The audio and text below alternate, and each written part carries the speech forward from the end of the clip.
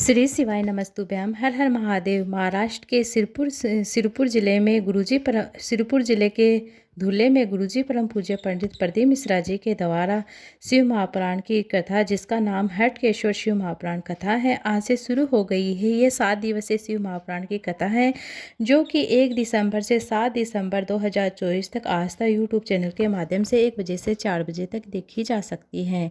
आज की कथा में बहुत ही रोचक जानकारियों से भरपूर थी। आज की कथा में गुरुजी ने सोमवार के दिन किए जाने वाले बिल्कुल नए उपाय की जानकारी भी दी है, जो हट से संबंधित उपाय हैं। काफ़ी सरल से आसान से उपाय हैं। बेलपत्र और एक दुर्बा का उपाय है। सभी के लिए यह उपयोगी है, इसलिए आप इस वीडियो को अंत तक जरूर से देखिएगा, सुनिएगा, ताकि कोई भी उपयोगी जानकारी आपसे ना छूटे। आज पहले दिन की कथा में गुरुजी ने श्री हटकेश्वर शिव महापुराण की कथा में 17 उपाय पत्रों की जानकारी दी है। सभी की जानकारी बहुत ही उपयोगी है। इसी छोटे से वीडियो के माध्यम से मैं आप सभी तक शेयर करने वाली हूँ। अगर किसी कारणवश आज की कथा नहीं सुन पाए हैं तो इस छोटे से वीडियो के माध्यम से पूरी कथा का रसतत्व प्राप्त करने वाले हैं।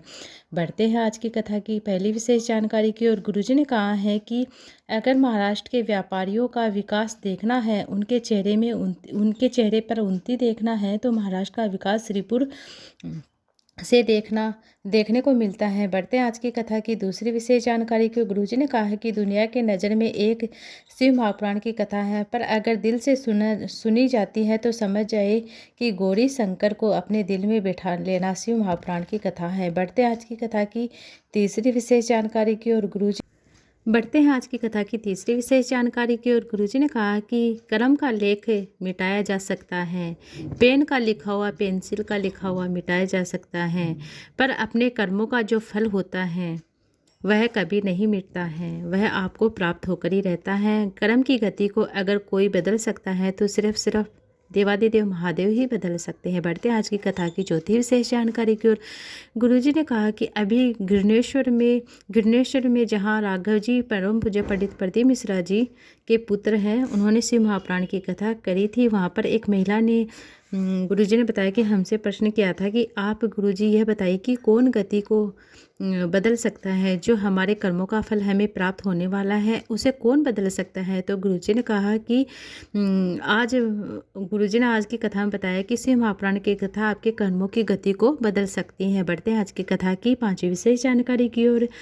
1000 झूठ बोलने पर, 1000 बार कपट करने पर, 1000 बार बेईमानी करने पर, 1000 बार परपंच करने पर, 1000 बार किसी का दिल दुखाने पर जो आपको पाप लगता है, वह पाप कर्म मनुष्य जब रोजाना के कर्मों में, व्यवसायिक कर्मों में या फिर किसी को रिझाने के लिए, अपने बल को मजबूत करने के लिए भगवान शिव महापुराण भगवान की कथा करता है, भगवान की कसम खाता है, उतना उसे पाप मिलता है। मतलब 1000 गुना पाप लगता है अगर आप किसी भी भगवान की कसम खा रहे हैं। तो गुरुजी ने कहा कि पृथ्वी में 78 बार पृथ्वी में 78 बार जन्म लेंगे तो आपको अपने कर्मों का फल भुगतना ही पड़ेगा, क्योंकि आपने भगवान की कसम खाई है। गुरुजी ने कहा कि आपको इस हटकेश्वर महाशिव महापुराण की कथा में एक प्रण लेना है कि जीवन में आप कभी भी भगवान की कसम ना खाए, शिव की कसम ना खाए। बढ़ते हैं आज की कथा की छठी विशेष जानकारी को। योगेश जी पत्र लेकर हूँ। पत्र में लिखा कि मेरी पहली शादी हुई थी, मुझे संतान सुख नहीं हुआ, डॉक्टर ने जहाँ दिखाया डॉक्टर ने मना कर दिया, आपको संतान का सुख नहीं है। ऐसा बोलकर पहली पत्नी मुझे तलाक देकर छोड़कर चली गई। फिर दूसरी शादी हुई, दूसरी शादी में भी 5 वर्ष हो गए थे, मुझे संतान की प्राप्ति नहीं हुई। मेरी पत्नी ने आपकी शिव महापुराण कथा सुनना शुरू किया। सफ़ेद आंकड़े की जड़ का हमने 1 बार नहीं, 2 बार नहीं, 3 बार नहीं, 4 बार उपाय किया। शिवलिंग पर चढ़े जल का आचमन किया। फिर टीवी के सामने आसन लगाकर कथा सुनी। मेरे नज़दीक में आपकी जो शिव महापुराण की कथा हुई थी, वहाँ हमने पांडाल में बैठकर सुनी। बाबा की ऐसे कृपा हुई कि हमें मुझे संतान की प्राप्ति हुई है, उसी का आभार व्यक्त कथा पांडाल में आए हैं। बढ़ते आज की कथा की पांचवी विशेष जानकारी की। अर्चना जी पत्र लिखा हूँ। पत्र में लिखा कि मुझे 12 साल हो गए, मुझे संतान की प्राप्ति नहीं हुई थी। जब सब जगह दिखा लिया, डॉक्टर को इलाज करा लिया, कोई आराम नहीं लग रहा था। उसके बाद आपकी कथा सुनना शुरू किया। पांडाल में बैठकर कथा सुनी और जो जगह हमने नहीं मिल पाई, हमने दूर बैठकर कहीं पेड़ के नीचे 7 दिन की कथा सुनी। बाबा की कृपा से संतान की प्राप्ति, उसी का आभार व्यक्त कथा पांडाल में। बढ़ते आज की कथा की छठी विशेष जानकारी को। गुरुजी ने कहा कि महाराष्ट्र के इतिहास महाराष्ट्र ने इतिहास रच दिया। पहले दिन की कथा में इतनी बड़ी संख्या में भीड़ इकट्ठी हुई है, इतने शिव भक्त आए हैं जिन्हें देखकर भी आपके दुर्लभ नज़ारे देखने को लग रहा हो। गुरुजी ने कहा कि काशी के अंतिम दिन की छठे सातवें दिन की शिव महापुराण की कथा में जितने लोग आए तो उतने पहले दिन की कथा में, महाराष्ट्र की कथा में आए हैं। बढ़ते हैं आज की कथा की 7वीं विशेष जानकारी की ओर।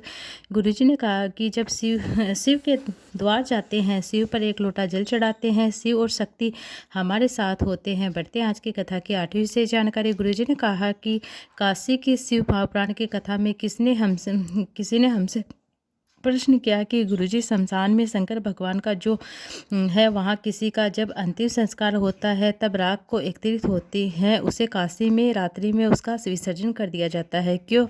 हमारे यहाँ अस्थियों का संचय किया जाता है, राख को, अस्थियों को, हड्डियों को एकत्रित किया जाता है, 3 दिन बाद उसे हम लेने जाते हैं। इसके आगे गुरुजी ने प्रश्न का उत्तर दिया कि सभी को पता है कि हम इसलिए एकत्रित करते हैं, 3 दिनों बाद उसे अपने पास संभाल के रखते हैं ताकि हम किसी पवित्र नदी में जाकर उसका विसर्जन कर सके। काशी में, गंगा में अगर हम घाट में भी उसका विसर्जन कर देते हैं तो उसे अच्छी गति मिलती है, इसलिए शायद वहाँ पर उसी दिन उस विष का विसर्जन किया जाता है। बढ़ते आज की कथा की 9वीं से जानकारी की ओर। गुरुजी ने कहा कि कहा पूजन में आदर और सत्कार में अपने घर के बड़े बुजुर्ग का होना चाहिए। आपको कथा में बड़े बुजुर्ग का आदर होना चाहिए। आपको अगर शिव महापुराण की कथा बताती हैं कि आप आयोजन करें या फिर आप किसी संस्था में हैं या उस समिति में हैं, तो अगर कोई ऐसा व्यक्ति है बहुत ज़्यादा बड़ा है उम्र में, जो धनवान नहीं है पर आपकी उम्र में बड़ा है, तो आप उसे आगे महत्व दें। आज की कथा की 10वीं विशेष जानकारी की गुरुजी ने कहा कि 7 दिसंबर को पूर्ण हो जाएगी ये कथा। उसके बाद गुरुजी की जो अगली कथा होगी वह 9, 10 और 11 दिसंबर को दुबई में होगी। ये कथा जैसे कि इसकी जानकारी हम आपको इसी वीडियो के माध्यम से देंगे। पूर्ण जानकारी गुरुजी ने नहीं बताई है, पुष्टि आपको इसी चैनल के माध्यम से बता देंगे। और जो गुरुजी की अगली कथा होगी वह 16 से 22 दिसंबर 2024 का मेरठ में शिव महापुराण की कथा होगी, जिसका कथा स्थल एड्रेस इस प्रकार है। अध्ययन पब्लिक स्कूल, सेक्टर नंबर 4 सी, शताब्दी नगर, प्रताप से मेरठ। शिव महापुराण की कथा दोपहर 1 बजे से 4 बजे तक आज तक यूट्यूब चैनल के माध्यम से देखी जा सकती है। आज की कथा की 14वीं विशेष जानकारी की ओर। गुरुजी ने कहा कि 3 से कोई भी आसान मत लगाओ, आस मत लगाओ अपने माँ बाप से जिन्हें आपको जन्म दिया है, और जिन ससुराल पक्ष से जिन्होंने आपको बेटी दी है, और बस उतना ही पर्याप्त है। उसके साथ गुरुजी ने कहा है कि अपने ससुराल से कभी भी आस मत लगाओ कि मुझे सोने चांदी गाड़ी जवाहरात दे देंगे।